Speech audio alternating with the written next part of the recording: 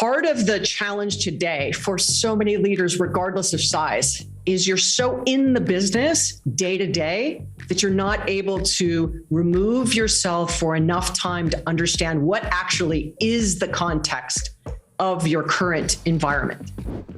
Greetings, everyone, and welcome to Unleashed, the fastest hour on the internet, coming to you from the Road 55 studio in Edmonton, Alberta, where every episode we feature a different thought leader or best-selling author, all in the name of helping you become the best leader you can be.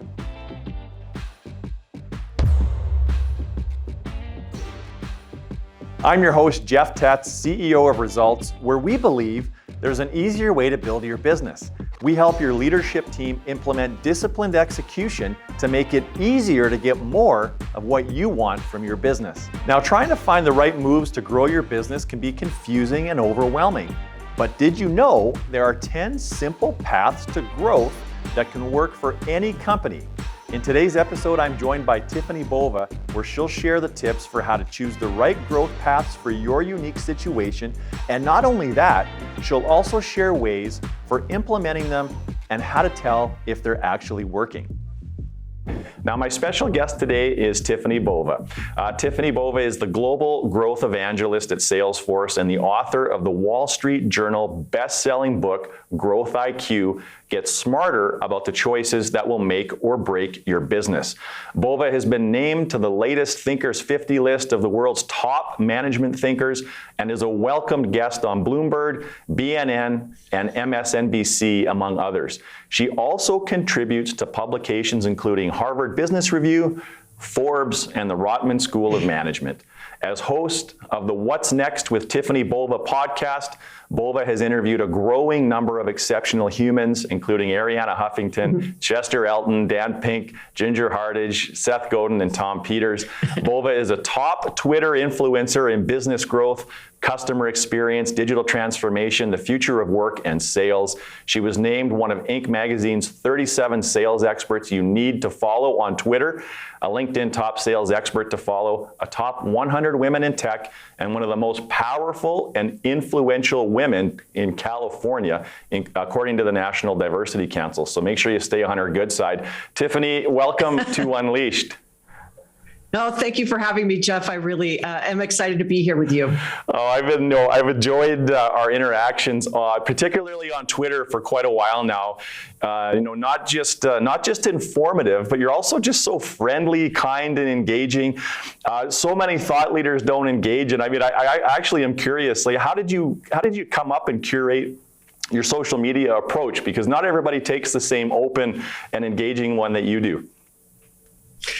Well, I'll say this, it requires commitment because, it's not something that you just can't pay attention to if you're going to really try to use that as a communication vehicle. It's one of the fastest sources to share information. But I actually manage it myself. And so I think that has a lot to do with my ability on both Twitter and LinkedIn to stay as engaged as I can. Obviously, sometimes I miss things, but I try not to. And I also know sort of what my lane is. I know where, my opinion would really add value. And then I know that there's some topics that my opinion just won't add value. And there's some things, of course, I'd love to say that I don't say. So I try to, stay as neutral and, sort of uplifting and positive as I can. Yeah, fair enough. I just find it so endearing and engaging and refreshing too. One of the things that you do on Twitter, though, that was one of my favorite aspects of your account was you had this thing called shower thoughts, where you would just post little anecdotes almost on a daily basis. But it seems like you've gone away from shower thoughts. So tell me this isn't gone for good. It's not gone for good. I was actually doing it literally daily for 60 days, just to sort of say, I just want to put little thoughts out there. And then I realized that, maybe people thought I was taking too long of showers. So, I wanted to sort of, maybe now I'll do it weekly instead of daily, but you're not alone. People really enjoyed them and got kind of a kick out of them and reshared them. Sometimes they were just random and sometimes they, were funny. Sometimes they weren't.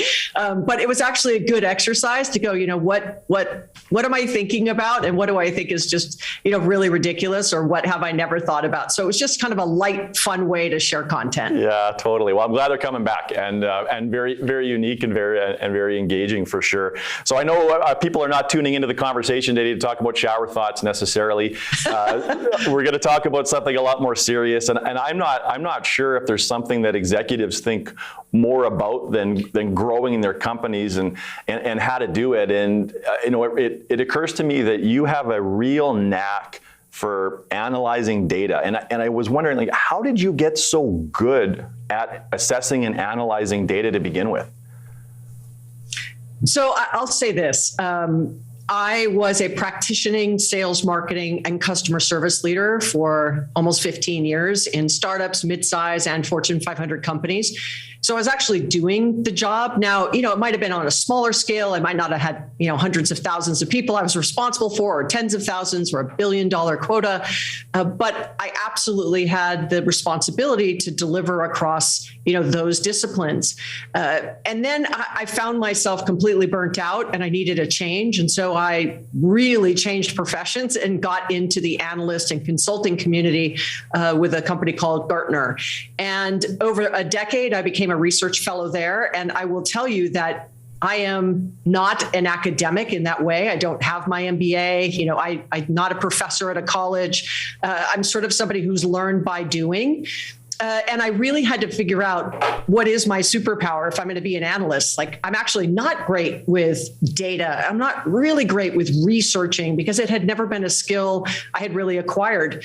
But I found my superpower, which was looking at disparate data points and points of view from Gartner while I was there, obviously, and then from others, reading and podcasts and TED Talks and conversations I had with clients, as well as just people I would randomly meet in the business world. And I found that my superpower was my ability to aggregate those different data points, disparate data points, and tell the story in a way that was compelling and actionable and meaningful for sort of all kinds of companies, right? That's very small, solopreneur, entrepreneur, small, mid-business, and then global enterprise. And I could test those hypotheses or theories or positions on a daily basis because of the job that I had. But I'll be totally honest with you, Jeff, the first couple of years were really, really tough for me. I didn't have my sort of legs underneath me of understanding what did it mean to be an analyst and an advisor and a consultant. That's a totally different way of viewing business instead of doing and carrying a quota and, trying to be responsible at an executive layer, really being behind the scenes and helping from a strategic standpoint, some of the largest technology brands in the world grow.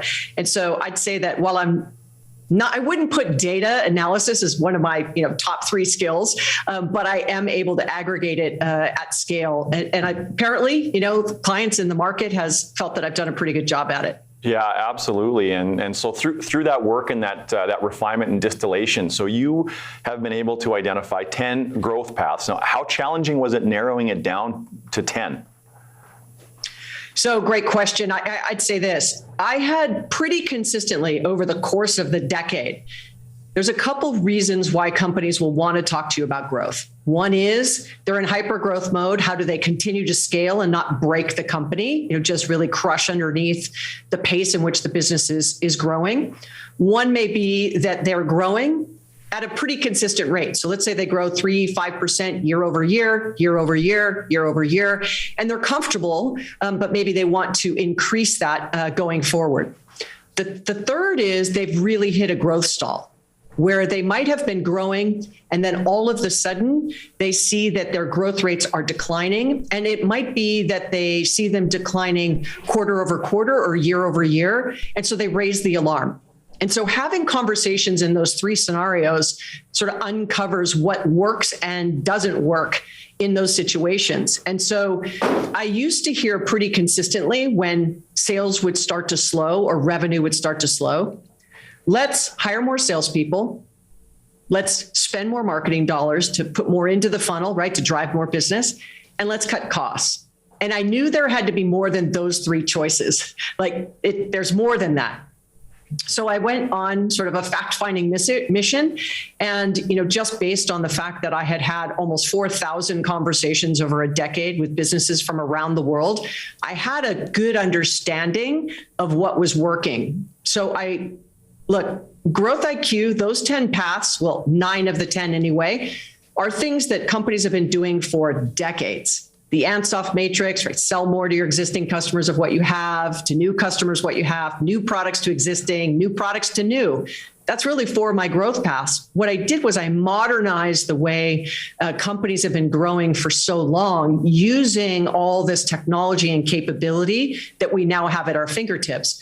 Big data, social, cloud, mobile, AR, VR, AI, machine learning, automation, meta, whatever it's going to be. That really allowed me to say, putting that lens on top of these tried and true growth methods was a way for me to give people a glimpse into what are you doing today, what's working, and what should you be considering to help you in one of those 3 scenarios, right? Hypergrowth, consistent year-over-year growth, and then the opportunity for a growth stall.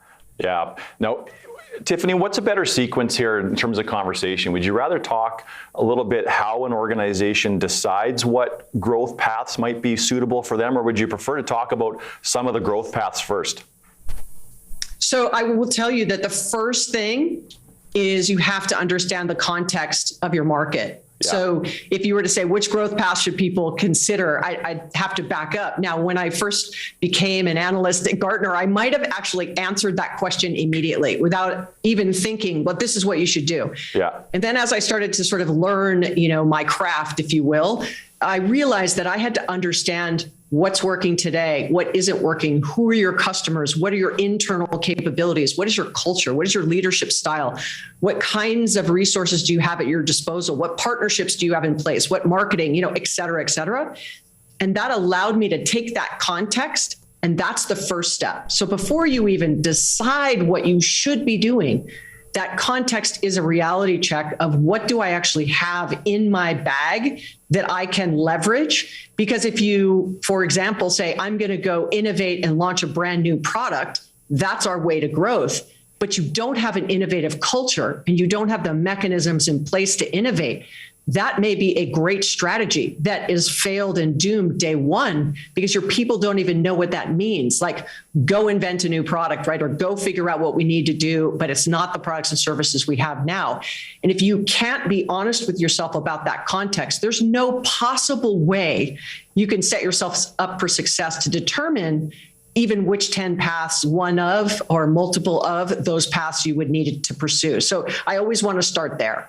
Right. So maybe when you talked a little bit about it, but I think that would be helpful to elaborate a bit on how does a typical company take a step back and accurately assess the context for which they're currently operating in? Yeah, look, part of the challenge today for so many leaders, regardless of size, is you're so in the business day to day that you're not able to remove yourself for enough time to understand what actually is the context of your current environment. That may mean talking to employees, which, I know that we're both fans of Tom Peters, right? Management by walking around, whether it's virtually or in person, depending on where you're listening to this. You have to talk to your employees. Then you also have to talk to your customers, making sure that you are able to understand what they might not even know they need in the future, uncovering those kinds of development jobs to be done, if you will. Then you need to look internally and say, do we have the systems, people, processes, and technology in place to even do what it is that we want to do? And then maybe what are the things we need to stop doing? And if you could get into a regular cadence of doing that, maybe spend an hour a day, a couple of hours a week, just to say, hey, I'm going to pick something and I'm going to dig into it and understand more about it so I can make more informed decisions. That's the first place to start. Is don't think that you know the answer to all of your questions, opportunities, and challenges within the 4 walls that you're operating from, because it's proven time and time again that leaders are never 100% correct. So you may be surprised to learn that your frontline people know more of what's going on in the business than you will ever know from running it from a spreadsheet or, a CRM system or from, the reports that you get out of your AI. So ultimately, that's where I would start, is having those conversations and uncovering what's going on. And that's the place that I think so many executives miss, is that they just don't spend the time to ask those questions. They make the unfortunate assumption that what worked in the past will work today. It's not how they do it. We tried it, it failed in the past. All of the reasons why they don't want to get a little uncomfortable by uncovering things that they need to do. Yeah. So customer experience is one of the fundamental growth paths. And actually, I think you suggested it's the foundational growth path. But what does customer experience actually mean from your perspective? Look, it was maybe, now it's probably 12 years ago, I was part of the team at Gartner that made the prediction that the chief marketing officer would spend more than the chief information officer on technology. And I think we put it forward that it was by 2017, I think. And we were accurate, and we were almost accurate to the T. When we started to see marketers spending money like that, and by the way, it wasn't like search engine optimization and website and e-commerce. It was literally hardware, software, design architects, developers, APIs, change management. I mean, they were building stacks, managing technology, obviously not as a CMO, but got the team together, and then literally had connection points into the CIO to make sure that the technology was integrated internally. But that was to go after this new kind of experience paradigm. We believed it was going to be the next battleground, that products and services would continue to fight on price, and especially in the commodity industry, for long sales cycle, complex, expensive projects, especially in technology, but in other things as well. Ultimately, you have to make sure that the experience is about not only how they feel when they engage with your people, but it's your website, it's your portals, it's your FAQs, it's your chatbots, it's your web apps, it's your products, it's your services. It's the combination of all kinds of things. And I think the mistake people make is that they feel like customer experience is not my responsibility. Like I'm the receptionist, or I'm, the person who cleans the office, or, I'm someone in finance, or I'm someone in HR. All those things touch the humans, the people, the systems, and the processes that engage with customers. So for me, customer experience is all encompassing, because customers will remember the experience they have with a brand much longer than the price that they paid. Yeah, and Tiffany, you've worked in all kinds of organizations, and I'm curious, what are some things that you have seen work really effectively for organizations to make customer service embedded in the hearts and minds of all employees and not just a couple of people or a department? Yeah, I usually ask executives one question. When I'm in front of those that run customer service, which is now in many ways been rebranded to customer success, is do you view and I'm going to focus very exclusively on the call center, do you view your call center as a cost? So is it totally like, how many calls do we get? If we get 100 calls an hour, we need 10 people, and each person can take 10 calls an hour, and that's how we schedule. But that means if they take 10 calls an hour, they can only be on the phone for a maximum of 6 minutes each. And it doesn't matter what the problem is for the customer. That is the metrics. That is the way we run it. And so if a person in the call center, an agent, goes longer than 6 minutes, they get dinged, right? That they're not doing what they should be doing, right? Get people on and off the call within 6 minutes. That is sort of the cost center mentality. The other is sort of the Zappos model, like stay on the call as long as you'd like, that the customer needs your assistance. And if it's an hour or two, this is all about customer happiness and satisfaction and serving them. Now, I don't mean wasting time, but I mean until you solve the problem. And there's one famous story from Zappos that it was a bride waiting for her shoes for her wedding. It didn't make it in time, and so they sent it out via courier. And literally the call center agent stayed on the line for hours waiting for them to get the delivery, all in the sort of aspiration of delivering this compelling service. So if you can ask yourself, is it viewed as a cost center, or is it viewed as a way for us to make sure that we are serving our customers, they're successful using whatever it is we're selling? And if they have concerns or even positive things that they need to, get answered, that you're there to do it. That is a very different approach. And it makes CFOs very nervous. It makes executives very nervous. Like, they don't want this sort of autonomy of, you could just stay on the phone all day and talk to customers. Like, you do have a job to be done, but I don't think that you should use the internal metrics as the gate between the ability for your people to serve your customers or not. So I think that that's a great example of, showing that kind of mentality, specifically in customer service centers, has to shift. Otherwise, no matter how customer-centric you may say you are, you're still being driven by cost. Yeah, those are great examples with Zappos. Reminds me of some of the stuff that came out of Bonobos, the clothing company, as well. They've got some pretty awesome customer service stories themselves. How do you know that you have reached the threshold of just slightly surpassing what your customers expect to stay with you? Like, you can get blindsided by a competitor that's doing more than you on the customer service side, the customer experience side, but you can also get caught up, I think, adding too many bells and whistles that might not be that valuable. So how does a business perhaps tell if they're meeting the expectations that are required to keep customers for the long haul? This goes back to what I was saying around context. Ask them.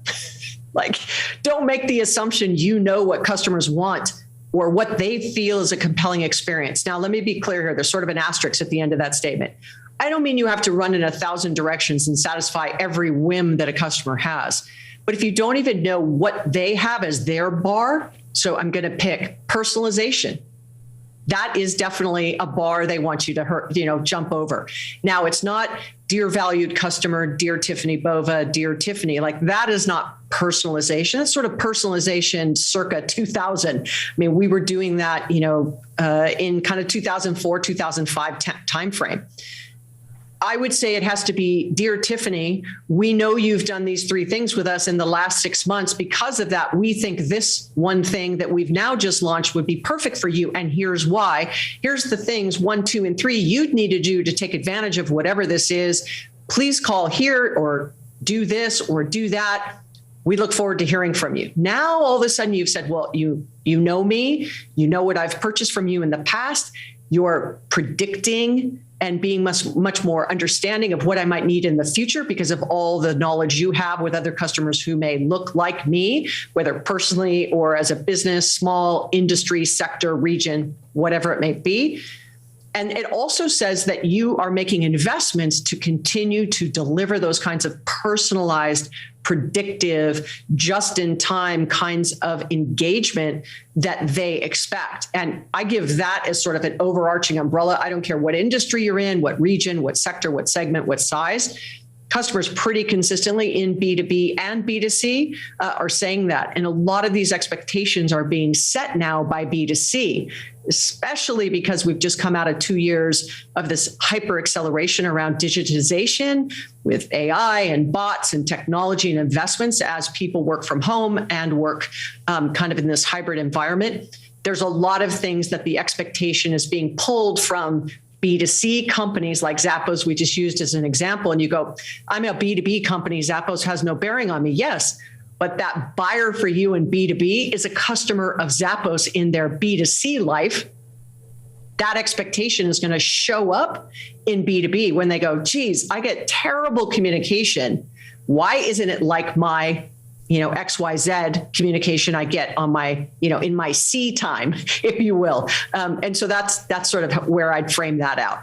Gotcha. So another growth path that you talk about is customer base penetration, which is basically just selling more things to your existing customer base. And I think it's a pretty easy concept to understand. But one of the questions I have when I think about that as a growth path is, how do you know you have enough customers for that approach to be sustainable? Yeah, look, that really came about. I knew selling more to the customers you already have was an important growth model, growth path, growth lever. And it really came to fruition with me. I was flying back. It's one of the stories in the book. I was flying from San Francisco back to Los Angeles, and I sat next to this gentleman who was an entrepreneur, owned a textile business in downtown LA. And I was writing the book at the time, actually, and he was reading over my shoulder and said, "Oh, are you writing a book?" And I said, "I am." I closed my laptop. We started up this conversation. And I was in that customer base penetration chapter, and he was saying, "Well, I'm really looking to grow. We're a very small company. We're about $3.5 million in turnover, US dollars, and we're trying to get to 5 million. We just struck a deal with Amazon and Walmart to sell our textiles." And I said, "Yeah. Besides that, tell me, how many customers do you have?" He's like, "We have 100,000 customers." I'm like, "Oh my God! Like, do you know how many businesses would be so thrilled to have 100,000 customers? Like, that is amazing. Tell me a little bit about them. How much do they buy? How often do they buy? What's their average sale price?" He knew none of that. So he was, really trying to push me to say, what should he be doing? And I said, before you do any of that, go down the street to USC, get a few interns, have them come in and clean up that database. Lo and behold, and I said, and then call me, right? Lo and behold, it was like under 10,000 that were actually active, which I thought was actually a pretty good number, having never really nurtured that database at all. I said, okay, now you can start to understand how do you sell more to them more often, more frequently. And now every new customer that you get, that kind of information is invaluable to you, because why would you spend so much money to acquire new when you already have a base? Now, back to your question, Jeff, if you have 5 customers or you're a net new business, right, and you're just a startup, that base of customers may not be large enough. You're so hyper-focused on acquisition that you need to get it more into the bucket. Now, if you have a high price point dollar item, but you only have one product to sell, then you've already sold it. Now what? So if you're going to try to sell more to your base, you may have to introduce more products that are close to the core, which is another path in product and customer diversification. And so I'd say to you that I see a lot of companies inside of recurring revenue businesses. They really understand churn and CAC, or customer acquisition costs. But in non-recurring businesses, they don't pay as much attention to the existing base. And I think that that's a huge miss. I said in 2020, right before the pandemic, that I felt it was the year for brands to go back into the base to stimulate revenue growth within that group of customers they've already acquired. And lo and behold, we got hit with the early stages of the pandemic. And sure enough, so many companies were caught not being able to go out and acquire new customers because of everything that was going on, that they had to become really, really focused on the existing base. And I think they've learned a lot of the power of that customer base and where it really has the ability to be a growth lever for them if they pay attention correctly. Yeah, no, thanks for the elaboration. And I think one of my personal concerns as a business owner is it can be easier to sell to your existing customers, but if you're not careful and that takes over the focus, that will not be beneficial long term and could lead to a stall point or worse. On market acceleration is another growth path that you talk about, Tiffany. So market acceleration, expanding into new markets. Now, I was wondering what kind of advice you might have for companies on how to decide if it is time and if they're ready to expand into a different market, because that's a question that we get a lot from our clients. Yeah, I think that without going back to what I've said, I would definitely make sure you understand what your customers want from you. And, very Steve Jobs, they may not know that they want, something in their pocket that can hold, 10,000 songs way back when that might have been the volume. And he was really focused on what are the different solutions for jobs to be done that have been around forever. And so introducing new products is either going to say your customers are asking for it, or you're really good at understanding that jobs to be done concept and being able to uncover what you might be able to introduce into the future. But what I would say is stay close to your core, stay close to what your customers have given you permission. So if you're selling something in one category and you go to a completely different category, that tells you that you may have challenges if you're not able to go into the existing base, because they are far more likely to try new products and services from you because they've already established a relationship with you than someone who doesn't know your brand at all. And so kind of build that beachhead, which if you think about Amazon, right, they built the book beachhead. That was a very big moat, but now all of a sudden they had a huge base of customers that you could say, okay, now what else can we start to sell to this base that makes sense?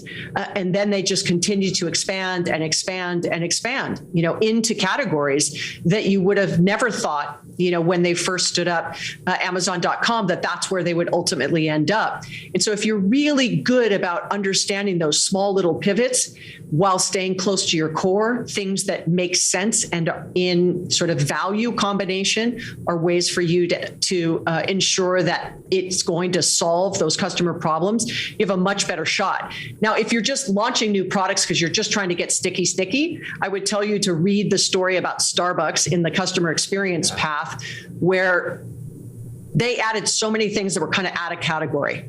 CDs, teddy bears. They started selling all kinds of things that didn't have a whole lot to do with coffee, right? And that experience. And all of a sudden you'd walk in there and it didn't feel like a coffee shop.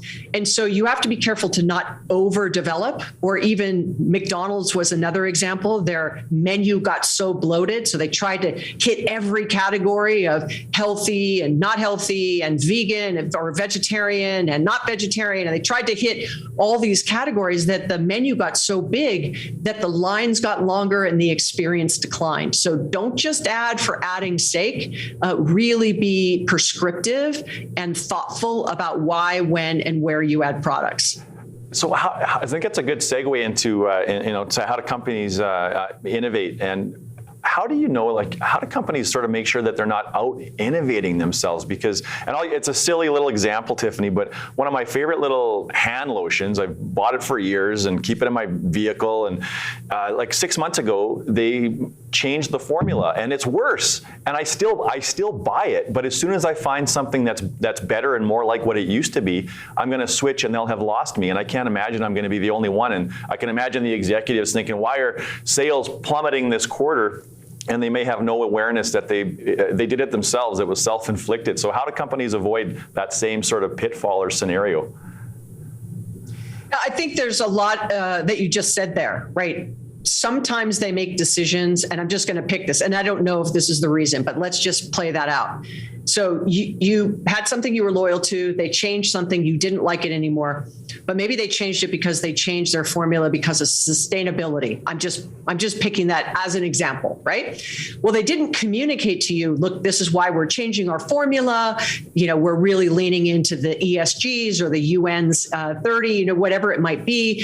And, while it may do this and this, we're really trying to be better for the environment. And now, even if it's a little worse, you'd be like, look, I feel like I'm glad they communicated with me, told me why they were doing it. I feel like I'm participating, in saving the planet as something that I'm aligned to. And, sometimes things that are more healthy or cleaner aren't quite as, soothing as those that have all kinds of things that are not great for the environment, right? And so as we learn, I think if they had communicated that to you, even if it wasn't as great, you might not make the decision to switch. You might say, look, I'm committed to doing better for the planet, because I might switch to somebody who's not. And so so I just give that as an example. So they missed an opportunity to communicate why. And if it was for one of those reasons, what a great thing to celebrate and communicate to the customers, going back to, making sure you're making a personalized, we see you've purchased this. Now, in the consumer example you gave, they may never know who you are, right? Because they're working through a third-party retailer. But they could do it more broadly across social media. They could do it in other ways. And so there is always ways to communicate that. So I'd say just that as an example. But if they just changed it, and in fact, they're going to lose customers for it, they will, ultimately learn that that was probably not the best decision. But I give that as just a little caveat, right? Because they missed a perfect opportunity if that, in fact, was the reason. Yeah, no, I love that. And an addition to the customer experience component too, if they could celebrate why they changed. And I mean, you're giving me lots of different perspectives on why it could have happened. I mean, there could be some supply chain issues are a problem for most organizations right now. Could be as simple as that. So maybe it's temporary. I think you've convinced me. I'm going to submit a complaint or something to their hotline and see if I get an answer back. Yeah, but that's a great point, right? Are they even asking for feedback? And by the way, if you give that feedback and they come back and don't answer at all, or if they give you an answer that makes you feel like it was supply chain issues, it was sustainability, it was whatever it was, then you can make a much more educated decision. And so once again, going back to leadership and being open to asking those questions, but then really listening to the answer and then maybe pivoting from there. I think there's examples across the board of when brands make the wrong decision and then course correct. They're never going to be 100% correct. Yeah, absolutely. So you've touched on this growth path a little bit, but the customer and product diversification growth path that is available, new products to new customers. Now, you suggest that organizations should only try that one if they're in a strong financial position. Why is that? It's an expensive risk to take. Look, take 1,000 shots, you're going to make one. Or even if you look at investments across the VC community, right? They know that of the 50 they're going to invest in, 1 or 2 are going to hit. And so you don't want to put all your eggs in one basket, and not even those that have deep pockets and have deep customer understanding, like an Amazon, is going to get it right all the time. Think about their phones. There's all kinds of things they've tried that just didn't work, but you have to be willing to give it a try. And it was a new category for them. And when it doesn't work, pull the plug. Like, don't keep trying to resuscitate it unless you have really deep pockets. And, that's something, it's a pet project you want to keep doing. But for somebody who is a little more cash constrained and the risk could be totally detrimental to the business, I would say invest into that close to the core of what you're already selling. So, for example, you sell a product that needs a case. Sell the case. You sell a product that has accessories, introduce those accessories. You have something that may need training. Okay, partner with a training company. Whatever it might be, really having things that are, close to the core. You're a small shop and you sell candles. Well, you might sell lotions, you might sell oils, because people who have buy candles may want those things. So that's what I mean to close to the core, where if you're selling candles and then you're like, I'm going to sell, I don't know, robes. Well, that might work, right? Because you're going to light a candle after a bath and you put your robe on.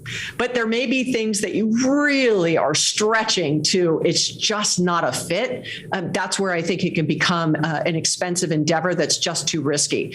So if you're going to make that kind of pivot, I would say the only time I would feel really comfortable in saying go for it is if your customers are saying, we want this from you, and you're going to get that return. But that's still, debatable, I'd say, because sometimes they say they want it and then they don't buy it. So, you have to be careful. Yeah, absolutely. You referenced partnerships a little bit there. And partnerships are a very popular way to, of course, grow your business. Strategic alliances, acquisitions, all that kind of stuff. Have you seen perhaps like some kind of a recipe or some ways to vet who some good partners could be? Because I see this a lot that, so many firms, in the space that we're in B2B and the advisory space, strategic alliances with other complementary professional service firms are a huge part of our business. But it's not always easy to vet who you should partner with and who you shouldn't. So do you have any sort of advice on what you've seen work in that arena?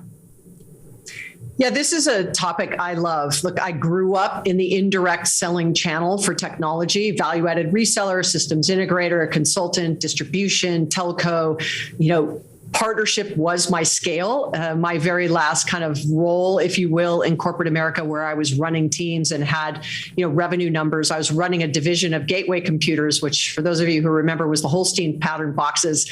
We did tablets before, kind of anybody else. We did all-in-ones before anybody else. We were really early in a lot of those things. And I stood up the indirect channel program, and my area of coverage actually at Gartner was indirect channel strategies. And so the whole goal of that is 1 + 1 = 3. And so what I would always say to technology companies specifically, who were trying to expand their reach is, what partners are selling into your existing customers? What are they selling? Who are they? And how do you connect? So for example, I'm a Cisco reseller and I'm selling routers and switches, and there is a telco partner in there who's representing, let's say, AT&T or Verizon or T-Mobile or, Bell Canada, whoever it might be. And you would then say, okay, well, why don't you partner with them? Because if they're going to be deploying high speed, they're going to need routers and switches. And so why don't you partner with them? Because they're not going to sell routers and switches, and you don't have any interest today in selling telecommunication services. Now, back sort of 15 years ago, that was a good story, but now that those two channels have really blended. But I give that as an example, right? That the customer needs both. And if you could work together, wouldn't that be a better experience for the customer? And then you may have something else you might need, right? You may need security now for, a wide area network or a local area network. And so you want to bring in a security partner. Now the three of you are bringing a solution together. And the example that I give in the book was VMware, EMC, and Dell, and really or Cisco, and really trying to figure out what are the things that we could do if we pre-bundle our solutions in a way that the customer will have less time to deploy, it will be less expensive, it will be more integrated, and they'll have a better experience. That was the right way to go during that time that people were making huge investments in this thing called the cloud as we were pivoting from on-prem to off-premise.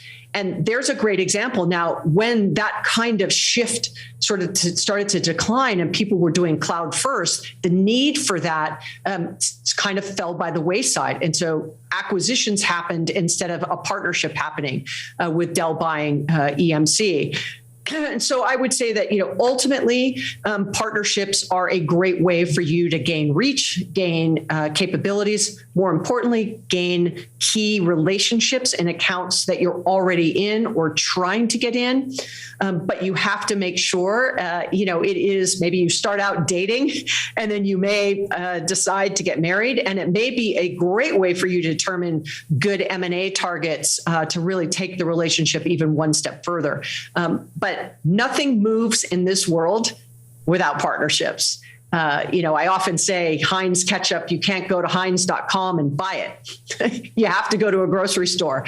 And so everything, look at the supply chain. That's one big, huge network of partnerships of manufacturers overseas, shipping, and then, getting it into whatever country you're in, and then ground transportation, then getting it to the store, then putting it in the store, and then someone buying it.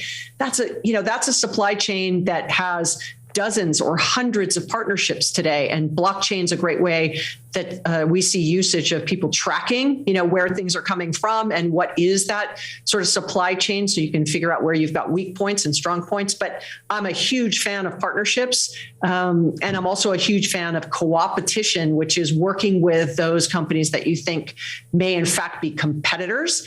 We're in a sort of great case study today in vaccine creation of competitors working together to solve a huge global problem in record time. Would not have happened had we not had competing drug manufacturers working together. Yeah, great example. We've actually got an awesome client example of co-opetition, electrical contractor, and they partnered with two of their competitors to go after bigger jobs. And from what I understand, it's been wildly successful.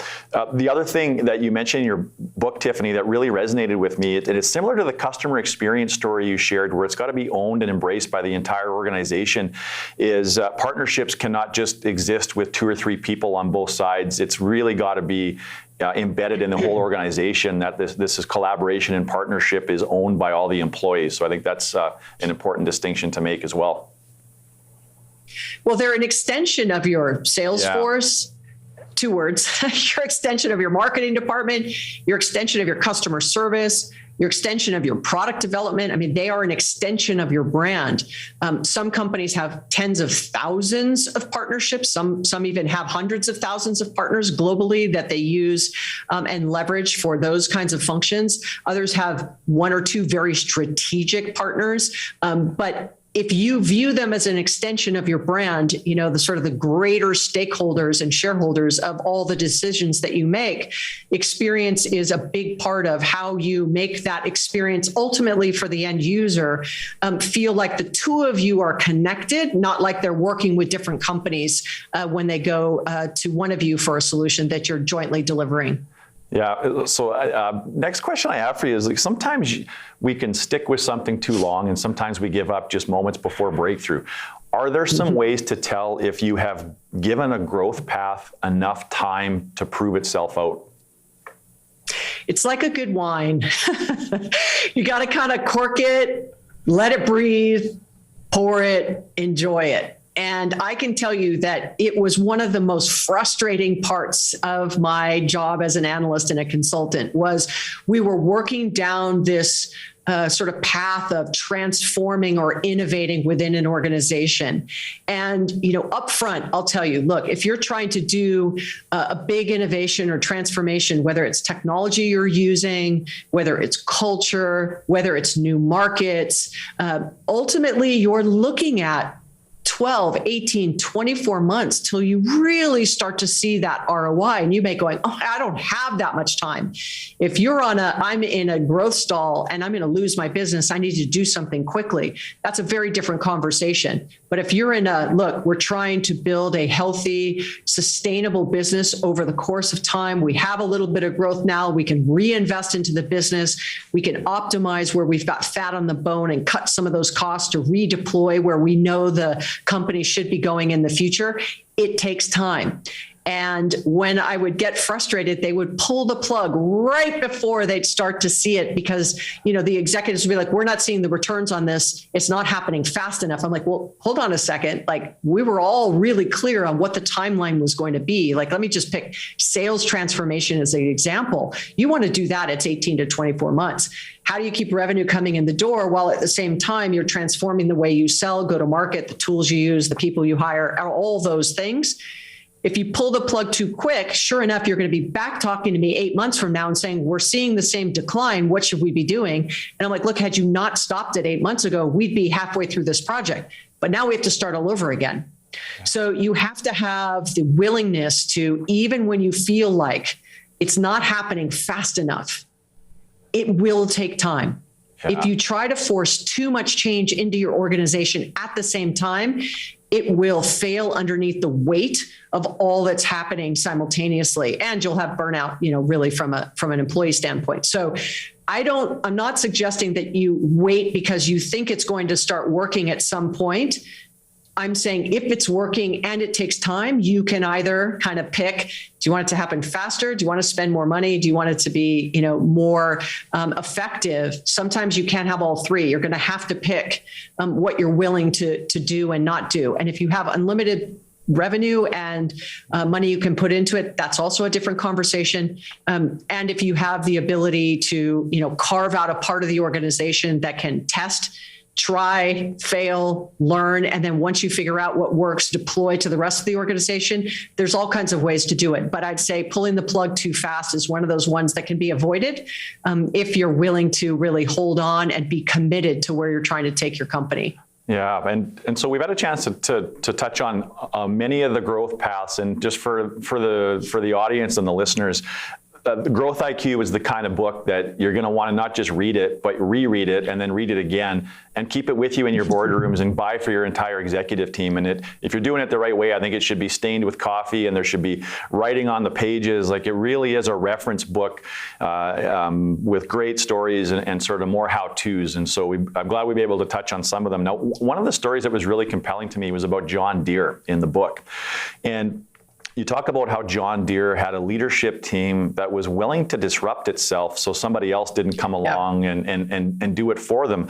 And I think those stories of John Deere are few and far between, and the stories of Kodak are more common, where they had the digital camera technology staring them in the face, but were unwilling to adapt and change. You worked with some great leaders, yourself being one of them. How do leadership teams deliberately create an environment where they're willing to adapt and change and let go of the things that have always served them? Look, this is really hard. I'm not going to sit here and say, look, it's just easy, like just change. Change is hard, especially when it's something that you're not confident about doing. And so, growth and comfort do not coexist. And that's a quote really at the beginning of my book from Ginny Rometty, the former CEO and chairman of IBM. And she's dead on correct. You just kind of have to get comfortable with being uncomfortable. And it requires you to have a lot of trust in your team. But more importantly, if you have a culture of sort of this psychological safety, which is Amy Edmondson's work, which is fantastic, around people feeling like it's okay if they try something and it doesn't work, that they're not going to, lose their job. Now, if it's constant failure and they're not willing to learn from that and adjust, that's a different story. But if it's just, look, they tried it, it didn't work. What did we learn? Let's keep going. Then people are going to be more willing to try things. But as a leader, this is where you have to dig deep to have this sort of beginner's mind of the fixed mindset is going to be everything we've done in the past that worked, we're just going to keep doing, and I'm not open to any suggestions. Versus this beginner's mind of giving yourself a little bit of space and time. It's where I started this conversation, right? Of being willing to hear new points of view, creating an environment where you have the ability to try and innovate and fail and learn in a way that everybody feels inspired and safe to do that. Goes a long way in your ability to stay relevant, over time. Like using the Kodak example, they were unwilling to disrupt themselves. They were unwilling to put themselves out of business. Now, you could argue the Blockbuster story, but Blockbuster got into streaming before Netflix, but they didn't hang on long enough. They were way too early. The context of the market was different. We didn't all have high-speed internet in our homes and our businesses, and most definitely we didn't have the power of what we have currently on our cell phones today. So they were right. They were early. They just didn't hang on long enough. Yeah. And so, I just, say that it requires, that kind of fortitude and confidence in yourself as a leader and your team and your people. But that all comes down to the culture that you invest in and you build. When you talk about the Blockbuster story is interesting, and I think in hindsight, it's really alluring to say, okay, they pulled this lever and then this one, and then this was the strategic plan, and then they executed this and made this pivot. But how much of success just boils down to dumb luck and timing? Oh, well, I would tell you that that's that context. Timing is everything. Yeah. And so if you understand, right, if they had said, I'm just using Blockbuster as an example, if they had said, well, hold on, we think this is the right idea. The good news is we still have the stores. We're still delivering the job to be done, which is our customers want to watch movies with their families over the weekend. That was the job to be done. It used to be, I'm going to go to a theater. Now it's, I just want to do it at home. It's the same job. The solution changed. I now have the ability to get it on DVD. And then it was like, okay, now, we're going to give it streaming because we think eventually people aren't going to want to drive to the store, especially with the late fees and all the things. You might go and they don't actually have the movie that you want. And the selection was limited to the size of the store. And so if they'd known that the solution was going to change and they're like, look, we think the timing of high speed, right, for people to be able to look at this is going to be 5 years. Are we willing to hang on if we continue to build our base of customers who use our current service and we start to introduce, as the country in the US specifically started to get high speed, we can start opening that up in particular parts of the country. If they had done that, knowing the context, instead of saying, it's just not going to work. And by the way, they did that in a partnership with a company called Enron. So there was a partnership play for them. That would they be in a different position today? And so, I think that it's context. It's a little bit of luck, obviously. But the big aha for me in the book was sequence. The order in which you do things has incredible implications into your ability of being able to be successful. It isn't you just do all of it at the same time. It doesn't matter what order. It absolutely matters in what order or sequence you execute on those decisions that you've made. Yeah, no, that's well said, Tiffany. And some of the time we have left, I'd like to talk about you a little bit. And as I understand it, so prior to COVID, you put on so many miles on air travel that you would put George Clooney and Up in the Air to shame. Yeah, so I can imagine the culture shock it would have been for you when COVID set in. And I'm wondering, in the last couple of years, what have you learned about yourself as a result? I am not an AV person. I have learned that about myself. I am in a full-blown studio in my garage that I set up on my own. And trust me when I tell you, like, I have such mad love now for all the people around the globe that get me all wired up and set up and slides and cameras and lighting, because it's not as easy as it looks. So I'd say that was a big adjustment. But on a personal note, it was really challenging for me the first sort of 6 or 8 months. I was a little lost in, that is where I get my inspiration and my insights and my conversations all happened while I was on the road, and recreating that kind of happenstance communication is really difficult in a virtual world. Plus I'd been, as you mentioned, 2019, I'd flown 600,000 kilometers or 275,000 miles, 6 continents, and all of a sudden that just stopped, so I often joked that first kind of, 4 or 5 months, I would just walk around with my suitcase to just feel like it was a normal day. But besides work, it really gave me time to sort of reflect on, what are the things I could be doing differently? What should I be doing next? What could really add value to myself as well as to those that have followed my work? And so it really forced me to kind of reset, which did a lot of good for me on both sides, both personally and professionally. But I'm first to say that it was a big adjustment and it wasn't easy. Yeah, no, I can appreciate that. Thanks for sharing that.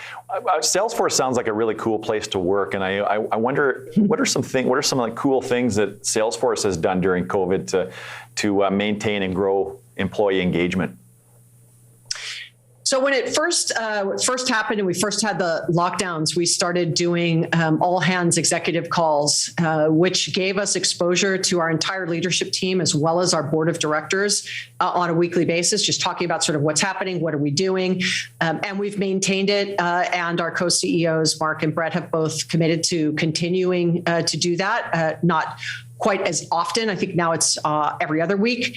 And that was one thing. The next thing we did was Mark challenged us to have 1 million conversations with our customers to go out there and uncover those jobs to be done. What will our customers need next? And in classic Salesforce form, we hit 1.5 million, and now we're well over 7 million conversations. And it wasn't, sales calls. It wasn't product demos. It wasn't RFP responses. It was really, how can we help you stabilize your business? How can we help you get back to the office? How can we help you get back to growth? What are you looking for? We listened for those signals of what they'd need, which meant we launched new products. We reorganized some of our product teams, opened up new recs, all that kind of stuff around the business. We knew collaboration was going to be big. We acquired Slack during that time as well.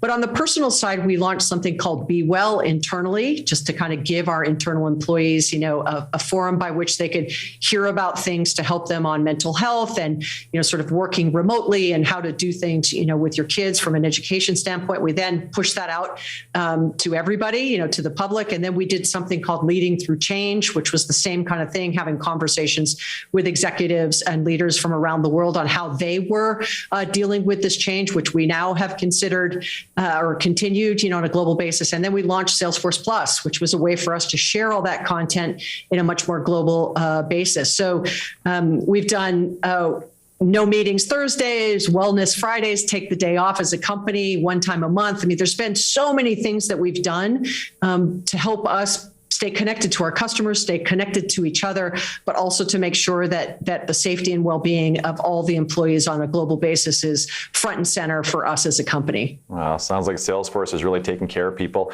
What are you working on right now? What's got you curious about the business world, and what can we look forward to in the future from Tiffany Bova?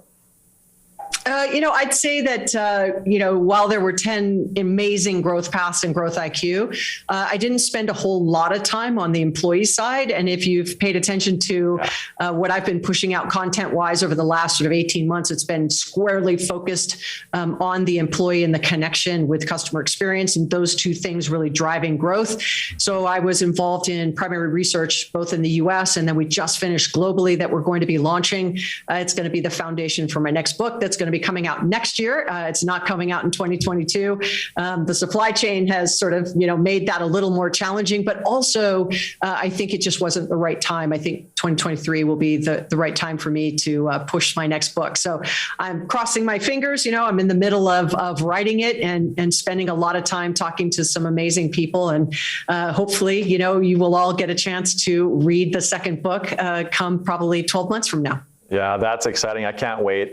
Tiffany, I loved this book. I have, in Covet, one of the things I've really enjoyed about Covet, which might sound really strange to say, but it has been making connections with people that you probably ordinarily may not have ever met. And so I know we're meeting virtually, but certainly you've been one of the bright spots and just such a joy to interact with and learn from.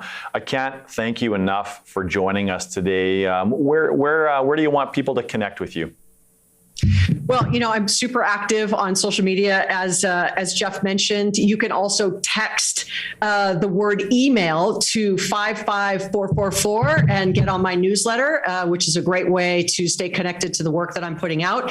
Follow me on LinkedIn, but I'm always, as Jeff did, interested to hear what you think if you read the book, what stood out to you, because it allows me to understand where I should be spending more of my time and more of my sort of, effort from a sharing perspective. So listen, if you agreed with something you heard today, that's fantastic. If you didn't agree with something you heard today, even better, because that helps me sort of shape, right? That's the way I continue to learn, is getting feedback from the things I'm out talking and advising about. Yeah, and there's that beginner's mindset at play.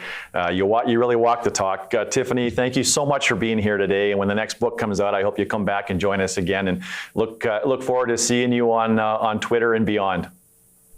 Excellent. Thank you, Jeff. Thanks, everybody, for joining us. It's been a pleasure. I appreciate you. Thank you. All right, and that brings us to a close of our first episode of season 5. So we've been doing this for almost 2 years. So thank you, everybody. Thank you, everybody, so much for joining us. And if you want to stay connected with us and on the platform, you can find us on all your favorite social channels on Instagram, Facebook, and Twitter. And of course, find us on LinkedIn. And if you want to send the episode recordings to your colleagues and friends and watch them over yourself, be sure to subscribe to the YouTube channel or find us wherever your favorite podcasts can be found. Thanks for tuning in. Now, if you found today's conversation helpful, don't forget to share it with your friends and colleagues who like learning as much as you do.